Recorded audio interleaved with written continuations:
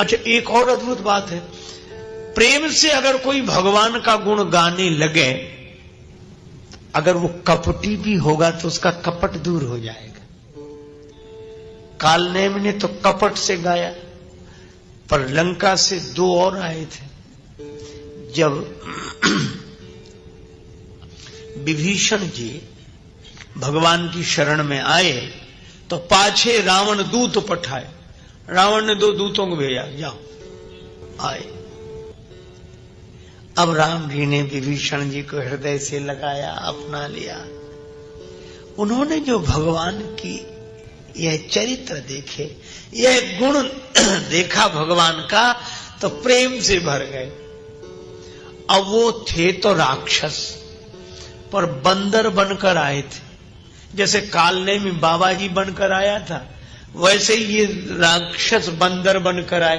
तो कपटी तो थे, लेकिन भगवान के गुणों को देखकर जो प्रेम मन में भरा, तो प्रगट बखाने राम स्वभाव, राम जी के स्वभाव का वर्णन करने लगे प्रेम से। तो अति सप्रेम गा बिसरी दुराव, प्रेम से भगवान के गुण गाए तो कपट चला गया, और जो कपट गया तो राक्षस रूप में प्रकट हो। बंदरों ने कहा पकड़ो पकड़ो पकड़ो इनको, और बंदर करने क्या लगे, नाक कान काटो इनके। जब से श्री लक्ष्मण जी ने शूर्पणखा के नाक कान काटे, तब से बंदरों ने एक निश्चय कर लिया कि जो राक्षस मिले उसके नाक ही कान काटो।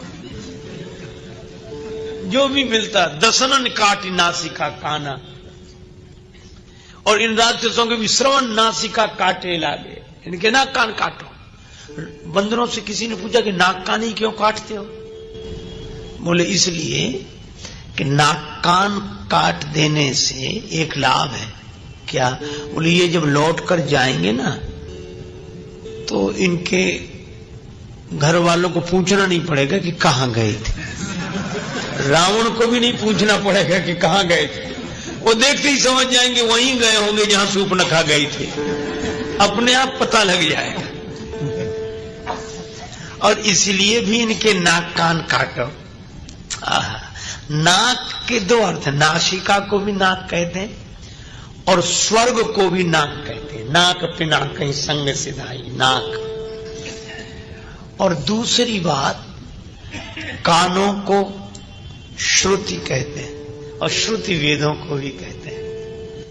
श्रुति और स्वर्ग दोनों के विरोधी हैं यह राक्षस। यह ब्रह्मांड में श्रुति और स्वर्ग नहीं रहने देना चाहते हैं। तो भगवान का संकेत है कि जब ब्रह्मांड में नहीं रहने देना चाहते तो पिंड में ही काहे को रखते हो, हटाओ ये नाक कान का है। और इसलिए भी इनके नाक कान कटते हैं कि नाक माने प्रतिष्ठा, और कान क्यों साथ साथ कटते हैं? का जब कोई सदुपदेश सुनकर कान का सदुपयोग नहीं करता तो उसकी नाक कटे बिना रह नहीं सकती, वह तो प्रतिष्ठा जाएगी। बंदर नाक कान काटने लगे। अब ये बचने का उपाय क्या? तो बोले तुम्हें राम जी की सौगंध जो हमारे नाक कान काटो। राम शपथ दीने हम त्यागे।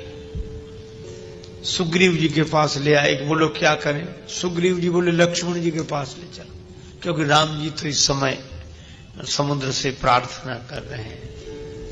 लक्ष्मण जी ने क्या किया? दया लागी हंसी तुरंत छोड़ाए। अरे छोड़ो इनको, महाराज अपराधी को सजा मिलनी चाहिए। सुग्रीव जी बोले जब अपराधी थे तब तो सजा दे नहीं सके तुम, जब कपटी थे तब तो तुम इन्हें पहचान नहीं सके, जब रावण के थे तब तो सजा दी नहीं, अब तो ये राम जी के हो गए, अब इनको सजा नहीं, सम्मान मिलना चाहिए, स्नेह मिलना चाहिए।